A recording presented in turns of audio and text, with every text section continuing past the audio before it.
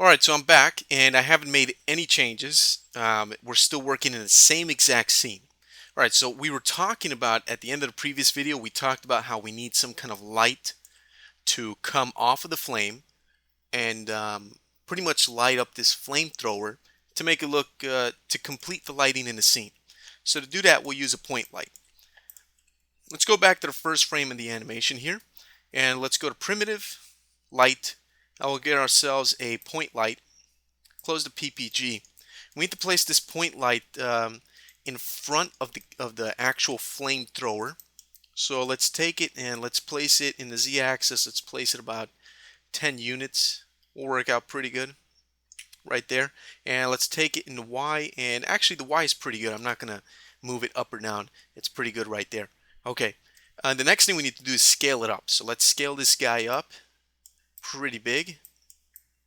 Let's make it about 14 units. And I'm using the MCP over here to guide me as to how big I should make it. So I want it to be pretty big, something like this. Now if I render this out, you see the light on the actual flamethrower. So let's take the light and let's open up its PPG and make some changes.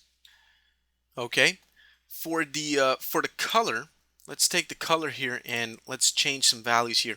Let's take the green here and let's lower it to about 0.8.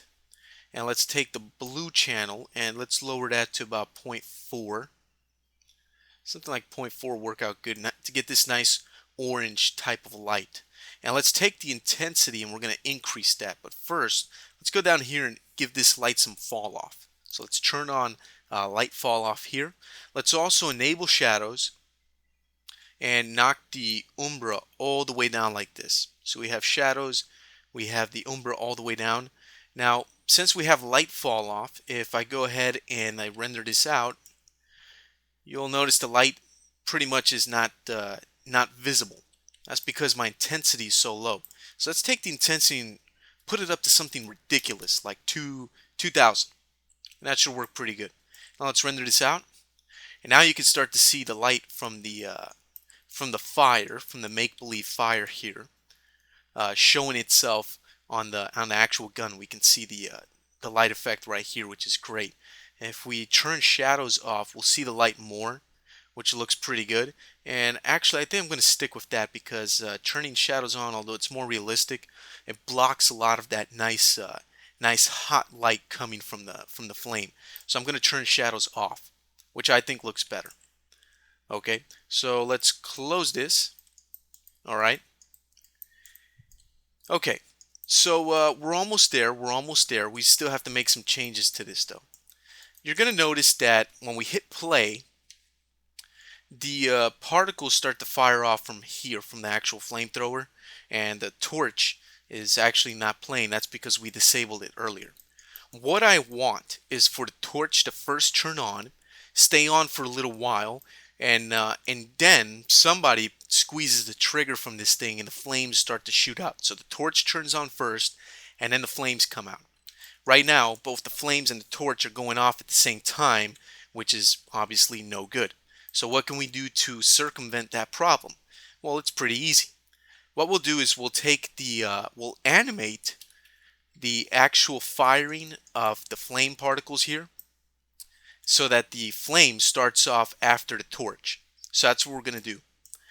Let's open up the ice tree here for the flames, and I believe this is the flame tree. Just to make sure, I'll select the flame point cloud and I'll hit refresh, and there it is. Yeah, that's the flame tree. Alright, let's go to the emit from surface compound, open up its PPG, and the parameter that we're going to go ahead and tweak and animate is the rate parameter. Okay, so what we'll do is the following. What we're going to do is let's take the rate and put it down to 0, which essentially turns the flamethrower off, as you can see when I hit play. Let's go to frame about 100. So we'll go down here in our animation controls and we'll go to about frame 100.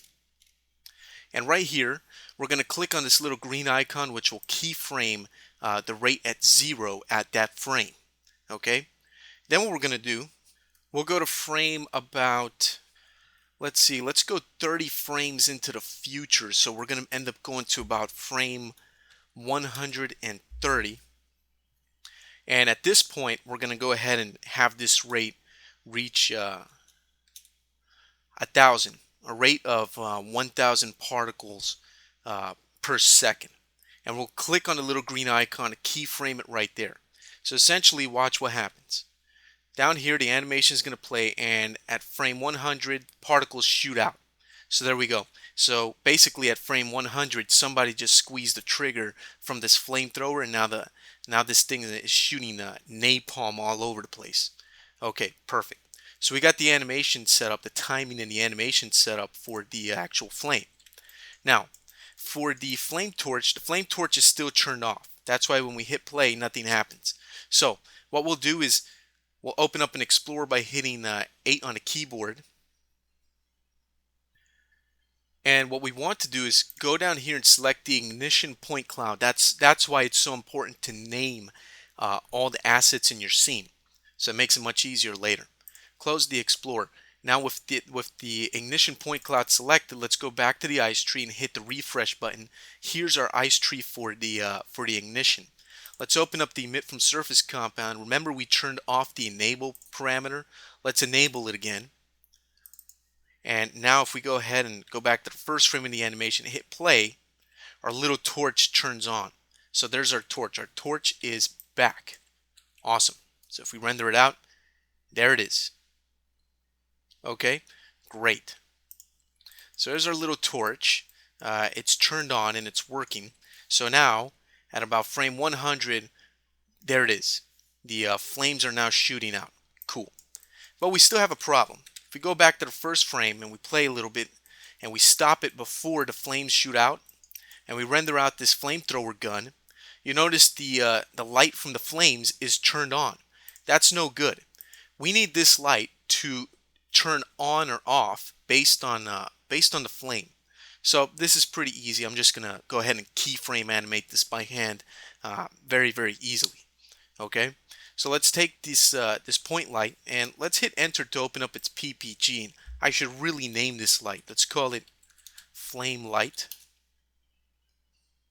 Okay, and what I want to do is keyframe the intensity based on the animation from the flame particles. Okay, so let's go back in here, and what I'm going to do is I'm going to skip over to frame 100, and at frame 100 I'm going to go ahead and give this an intensity of 0 and keyframe it.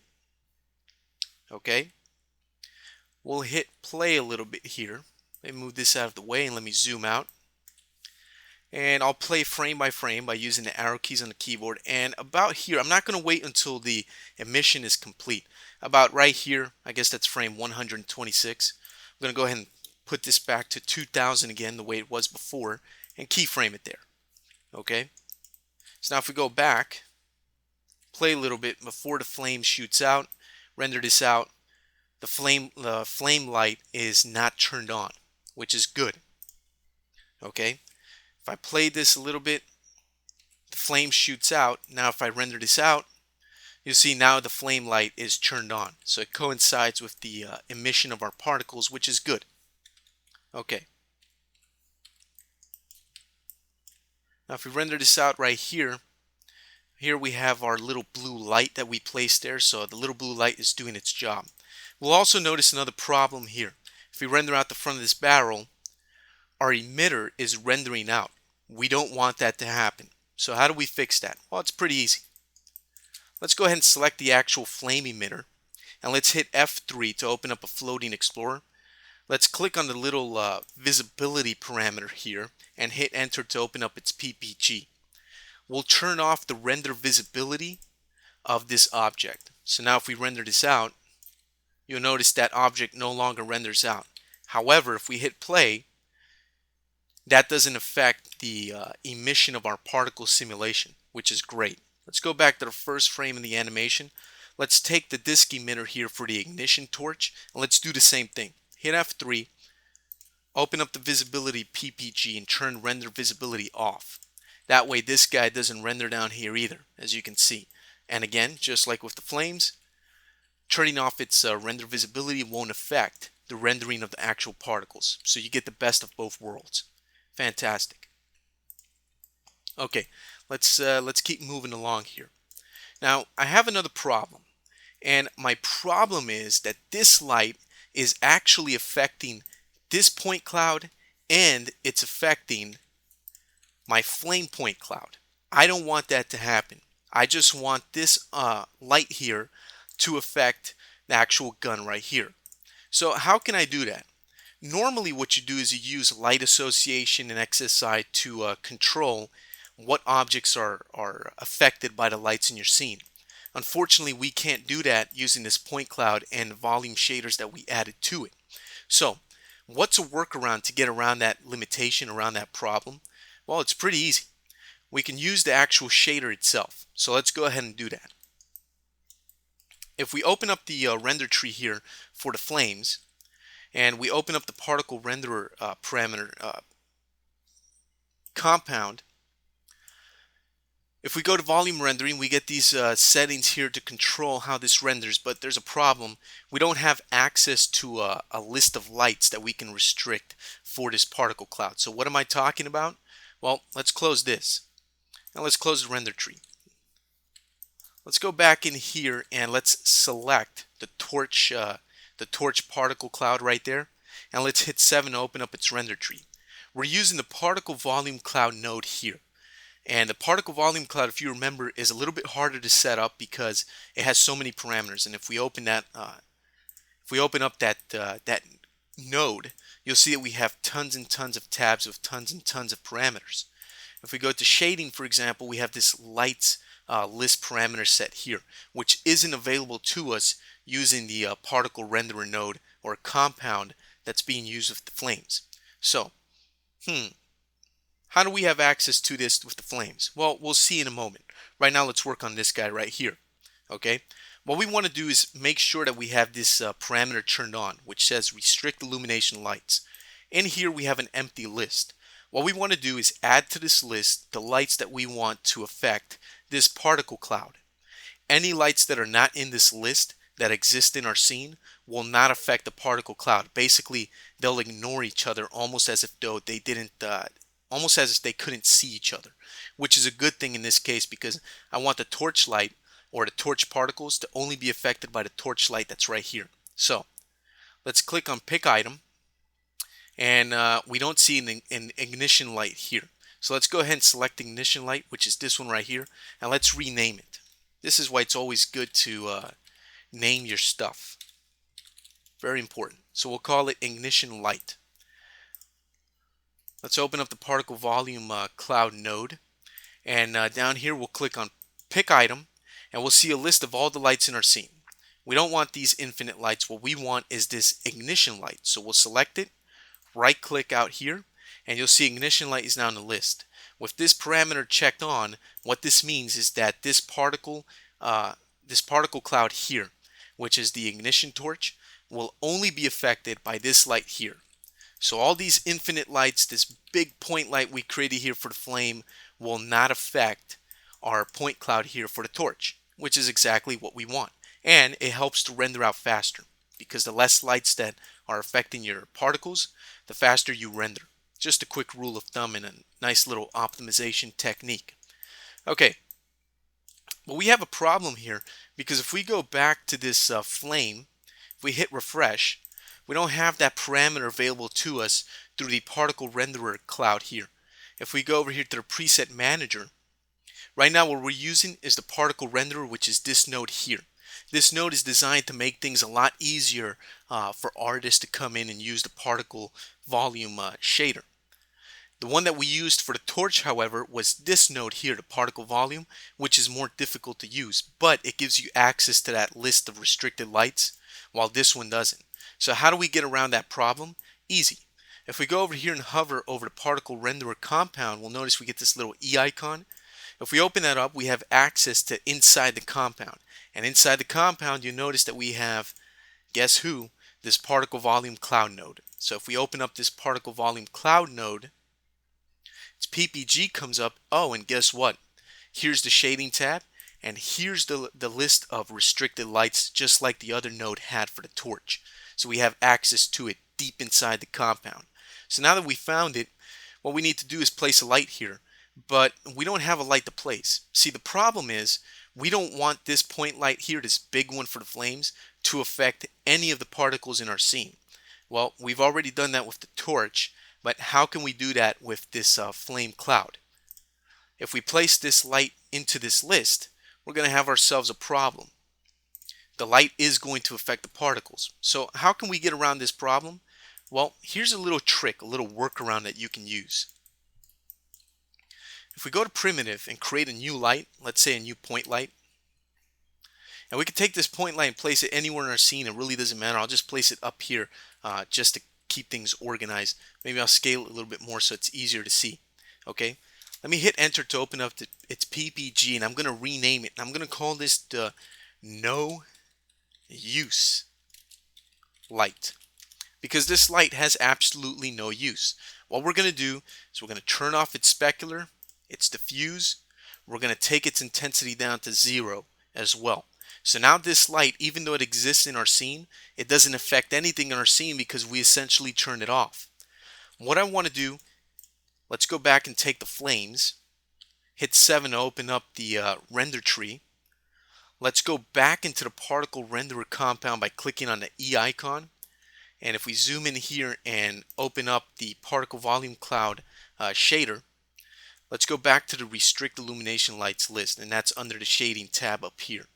What we'll do is click on pick item and select the no use light.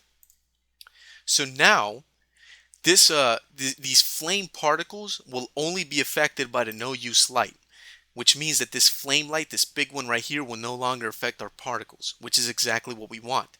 And by taking this no use light and turning off all its brightness parameters and all that stuff, this light will basically not have any effect.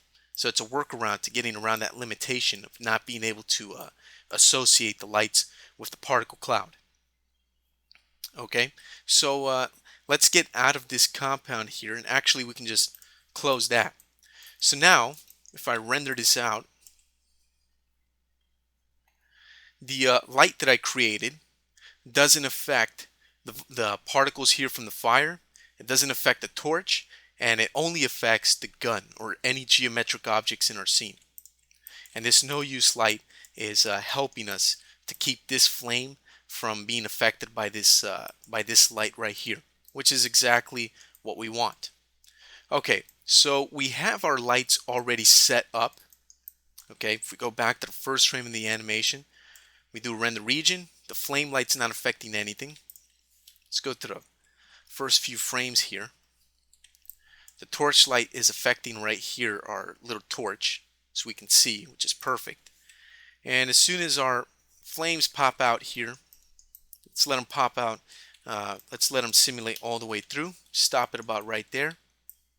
If we render this out, we'll be able to see that the flamethrower rifle has the light from the flamethrower light being cast on it, which makes it look more realistic.